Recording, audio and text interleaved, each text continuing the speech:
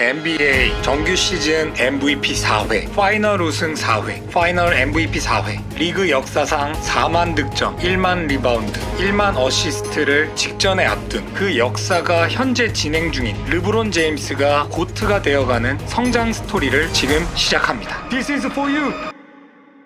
르브론은 1984년생으로 오하이오주 에크런에서 태어났습니다. 미혼모 엄마 빈민가, 12차례 이사, 잦은 결석 등 어려운 유년 시절을 보냈습니다. 초등학교 시절 미식축구부 감독 프랭크 워커가 어머니에게 일자리를 제공하고 르브론을 돌봐주기로 합니다. 이때 르브론의 피지컬이 남다르다고 느낀 워커의 추천으로 르브론의 농구 인생은 시작됩니다. 중학생 전국대회 결승 진출 이후 빈센트 세인트 메리 고등학교에 입학, 4년간 3번의 오하이오주 챔피언, 졸업 시즌 전국 챔피언의 타이틀을 거머쥐게 됩니다. 고등학교 때부터 압도적인 실력으로 대학 진학을 건너뛰고 바로 NBA 진출을 선택, 드래프트 1순위 지명으로 NBA 프로 커리어를 시작합니다. 당시 1순위 지명권을 얻기 위해 클리블랜드와 덴버가 꼴찌하기를 시전할 정도였고, 심지어 덴버는 지명 전부터 르브론의 이름이 들어간 유니폼을 제작하는 상황까지 벌어지기도 했습니다. 이때 유명한 일화가 있는데, 각종 스포츠 브랜드에서도 르브론과 계약하기 위해 줄을 섰고, 리복은 약 1,300억 원을 제시하며 만약 나이키와 아디다스를 만나지조차 않는다고 약속하면 계약금 외에 즉시 현금 130억을 주겠다고 빅딜을 넣지만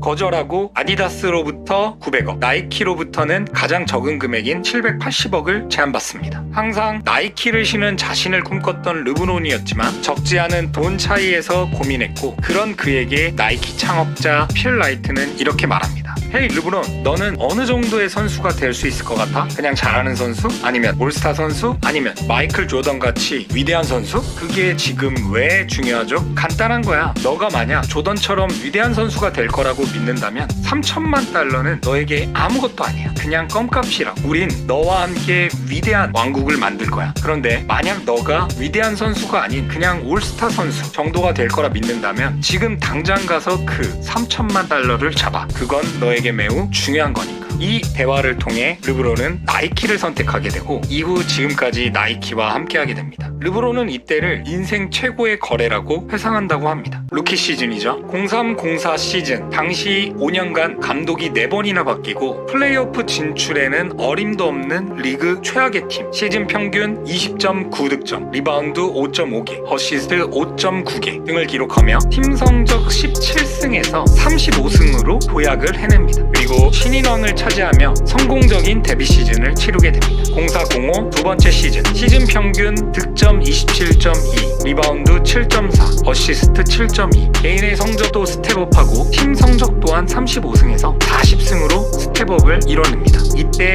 당시 만 20세 20일의 나이로 역대 최연소 트리플 더블을 기록하고 이 시즌의 올 NBA 세컨 팀에 선정됩니다. 세 번째 시즌, 득점 31.4, 리바운드 7, 어시스트 6.6, 올 NBA 퍼스트 팀의 최연소 올스타 MVP에 선정됩니다. 팀 성적은 40승에서 50승. 또 한 번 스텝업을 이뤄내며 플레이오프에 진출하지만 아쉽게도 2라운드에서 탈락합니다. 그리고 네 번째 시즌, 생애 처음으로 파이널까지 진출하게 되지만 당시 최강팀 샌안토니오 스퍼스를 만나 평균 5.8 턴오버, 야투율이 35.5%를 기록하며 4대0으로 NBA 역사상 가장 일방적인 경기로 패배하고 맙니다. 이후 다섯 번째 시즌, 플레이오프 2라운드에서 보스턴을 만나 패배. 여섯 번째 시즌, 66승으로 창단 최초 정규 시즌 전체 1위를 달성. 플레이오프 1, 2라운드를 스윕으로 통과해서 우승에 대한 기대를 했지만 결국 세미파이널에서 올랜도 매직을 상대로 1대4로 패배하게 됩니다. 당대 최고의 스타였던 르브론과 코비의 만남이 아쉽게도 좌절되고 맙니다. 이때 코비의 LA가 우승을 차지했죠. 멀고도 먼 우승의 길. 일곱 번째 시즌, 정규 시즌 60승, MVP를 수상하게 되지만 플레이오프 2라운드에서 보스턴 셀틱스에게 2승 4패로 또다시 패배의 고배를 마셔야 했습니다. 지난 7년간 클리블랜드 한 팀에서 많은 걸 이뤄냈지만 거듭되는 플레이오프 탈락으로 팀이 가진 한계를 느낀 상황에서 계약 만료가 다가오고 있는 상황. 전례 없던 방식인 더티 시즌이라는 생방송 쇼를 통해 마이애미 히트로의 LA의 이적을 발표. 이때부터 자신의 브랜드를 만들어가려는 시도를 하지만 오히려 역풍을 맞게 되고, 이적 통보로 배신감을 느낀 클리블랜드 팬들은 유니폼을 불태우며 그의 공적은 한순간에 물거품이 되고 맙니다. 우승을 위한 배신, 그 결과는 어땠을까요? 1011 시즌 당대 최고의 선수 중 3명인 르브론 제임스, 드웨인 웨이드, 크리스 버시 등 빅3가 뭉치고, 많은 사람들이 우승은 당연할 것이라 생각했지만 시즌 초 빅3는 생각만큼 시너지를 발휘하지 못했고, 이 과정에서 서로의 역할에 대한 불만들이 터져나오면서 내외적으로 분위기도 좋지 않았습니다. 하지만 시즌 중반부터 승리를 쌓아갔고 결국 플레이오프 파이널까지 진출하게 됩니다. 상대는 슈퍼스타 노비치키의 댈러스 매버릭스. 르브론 스스로의 부진으로 4, 5, 6차전을 내리주면서 준우승에 그치고 말았고, 특히 6차전 득실 마진은 팀 내 꼴찌인 마이너스 24였으며 뿐만 아니라 당시 독감 증세를 극복하고 경기를 하드캐리한 상대팀 에이스 노비츠키를 조롱하며 비판적이던 여론 상태에서 다음에 망언을 하며 그는 아직 챔피언이 되기엔 역부족이었음을 스스로 보여주게 됩니다. 나의 실패를 고대하던 놈들은 그래봤자 내일 일어나면 이것과 상관없이 뼈 빠지게 일하고 현실 문제에 치여 살겠지만 난 가족들과 함께 행복하게 지낼 것이다. 그들은 잠시 동안 이것으로 위안을 삼겠지만 히트는 그들의 바람대로 되지 않을 것이며 그들은 어느 순간 리얼 월드로 돌아가게 될 것이다. 11-12 시즌, 지난 시즌의 파이널 패배와 리얼 월드 발언 등에 대한 온갖 비난과 조롱을 발판 삼아 르브론과 마이애미 히트는 새 시즌을 시작했습니다. 지난 시즌 서로 공격만 하려고 안달이 난 상황에서 팀은 르브론을 중심으로 확실하게 재편되고 있었습니다. 크리스 보시는 철저하게 자신을 희생하며 3옵션을 자처했고, 기존 마이애미의 에이스였던 드웨인 웨이드는 르브론이 팀의 중심이라고 인정함으로써 팀의 조직력도 크게 향상, 비로소 더 강력한 팀이 되어 플레이오프에 진출하게 됩니다. 하지만 예상치 못한 변수가 발생, 크리스 보시가 부상을 당했습니다. 수비가 강력한 보스턴을 상대로 드웨인 웨이드가 부진에 빠지면서 빅3 중 르브론만이 혼자 모든 것을 해결해야 되는 상황이 오게 되는데, 결국 5차전까지 스코어 2대3으로 지고 있는 상황. 6차전에서 패배하게 된다면 또다시 플레이오프 탈락을 경험하게 되는데, 위기는 곧 기회. 그는 각성하기 시작합니다. 전반전에만 야투율 85.7%, 득점 30점의 압도적인 퍼포먼스를 보여주며 팀 내 최다 득점, 리바운드, 어시스트 모두 자신의 이름을 올리며 팀을 멱살 잡고 끌어올리며 승리합니다. 7차전에서는 부상에서 복귀한 크리스 버시가 합류하며 결국 승리를 따냈고 팀은 2년 연속 파이널에 진출하게 됩니다. 파이널 상대는 시즌 득점왕 케빈 듀란트가 있는 오클라호마 시티 썬더. 보스턴전에서 각성한 르브론이 완성형이 되어서일까요? 시리즈는 4대1 승리로 그토록 바라던 생애 첫 우승을 안게 됩니다.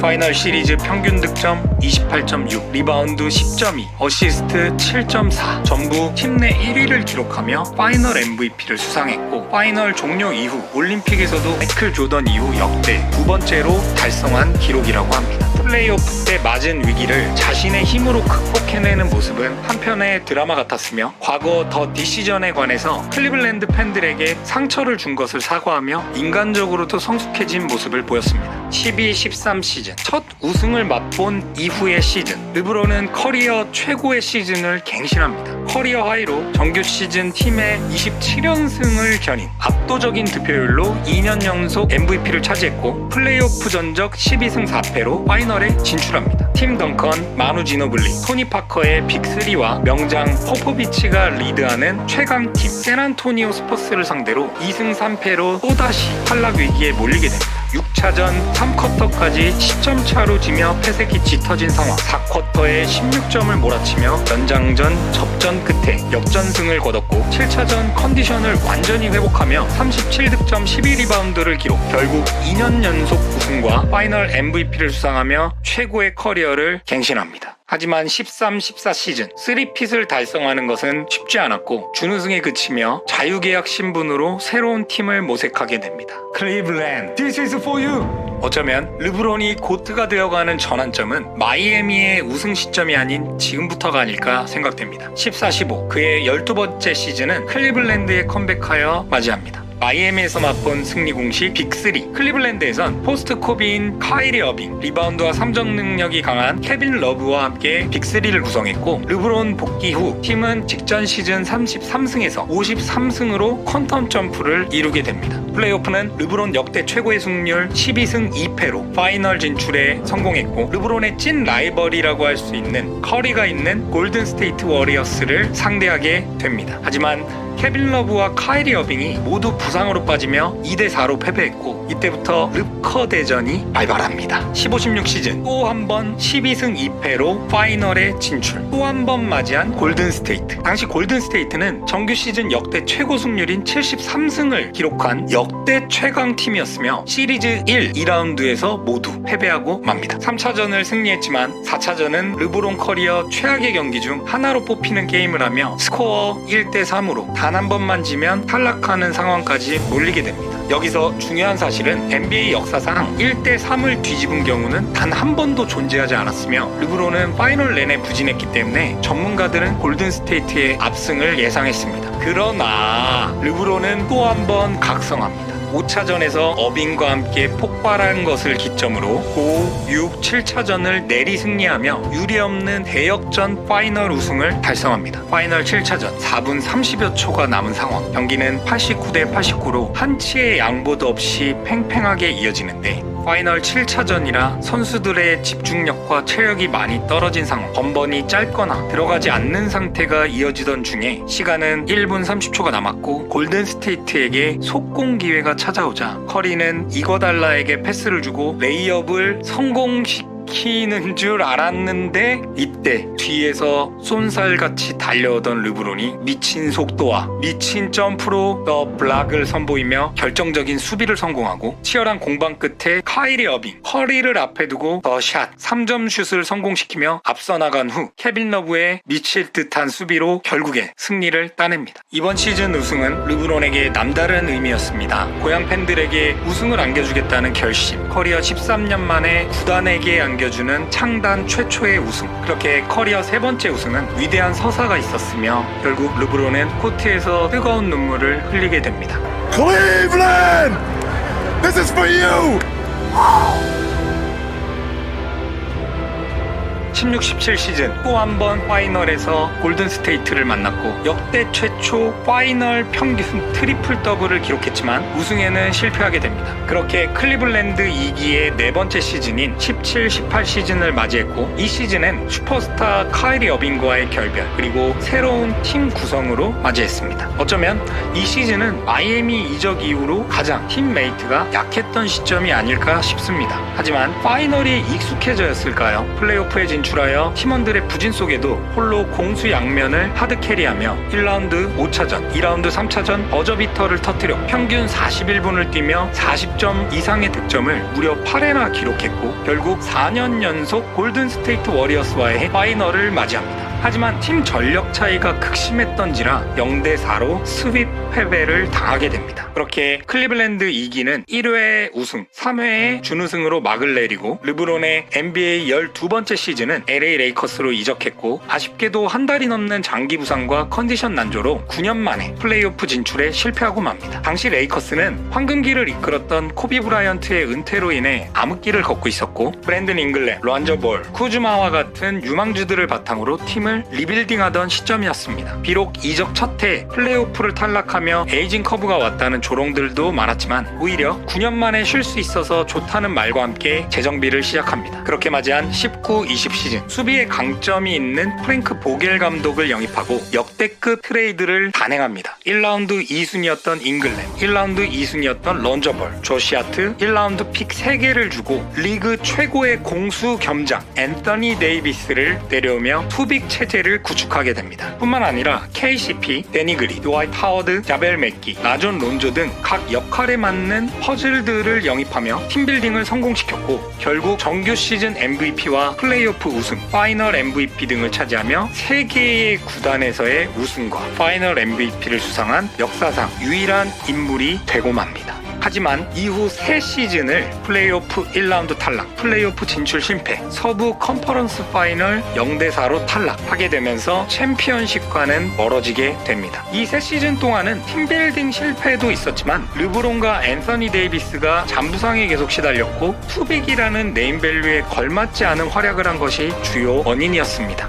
그렇게 이제 르브론의 시대는 저무는가는 생각이 팽배할 때 21번째 시즌을 맞이합니다. NBA 리그 최초로 정규 시즌 안에 토너먼트인 인시즌 토너먼트가 열렸는데 우승과 MVP를 거머쥐었고 아직도 이런 말도 안 되는 덩크와 블락을 찍어대며 아직 나는 챔피언십을 열망한다, 나 르브론은 살아있네를 시전하고 있었습니다. 2024년 2월 8일 카림 압둘자바를 제치고 39,868점으로 NBA 통산 득점 1위를 갱신합니다. 전체 커리어 스탯과 올 시즌의 스탯을 비교해도 평균 득점 27.1에서 24.8, 볼륨은 소폭 줄어들었지만 야투율이 50%에서 52%로 상승했고 3점 슛이 34.6%에서 39.5%로 커리어 하이 시즌을 보내고 맙니다. 리바운드와 어시스트는 그대로 유지되고 있고요. 플레이오프 득점 순위 1위 마이클 조던을 2위로 밀어냈죠. 두 자릿수 득점 연속 경기수 1위 1191경기로 2위 167경기와 1000경기 이상의 차이가 나는 압도적인 기록입니다. 2위부터 20위까지 모든 기록을 더해도 르브론을 못 따라간다고 합니다. 그는 아직도 현역이고 이 역사는 계속 갱신되고 있습니다. 이러한 역사는 타고난 재능만이 아닌 르브론의 철저한 자기관리로 만들어진 것입니다. 주 6일 훈련을 돕는 개인 트레이너, 경기 후 근육의 회복을 돕는 마사지사, 식단 관리를 돕는 영양사와 요리사, 경기 후 온몸에 빠른 산소 공급을 위한 고압 산소 치료 등으로 몸 관리에만 연 20억, 매일 밤 10시 전에 잠자리에 들고 취침 1시간 전부터 전자기기 사용 금지, 8시간 이상의 숙면, 매일 명상을 하면서 정신 관리를 한다고 합니다. 음식은 철저하게 칼로리를 계산해서 먹으며 수분 섭취량까지 체크, 밀가루는 글루텐 프리만, 과일과 견과류 외에는 간식을 일절 섭취하지 않으며 프로를 시작하면서 피자도 끊었다고 합니다. 중요한 경기를 앞두고 르브론이 탁구를 친다? 이것은 있을 수 없는 일입니다.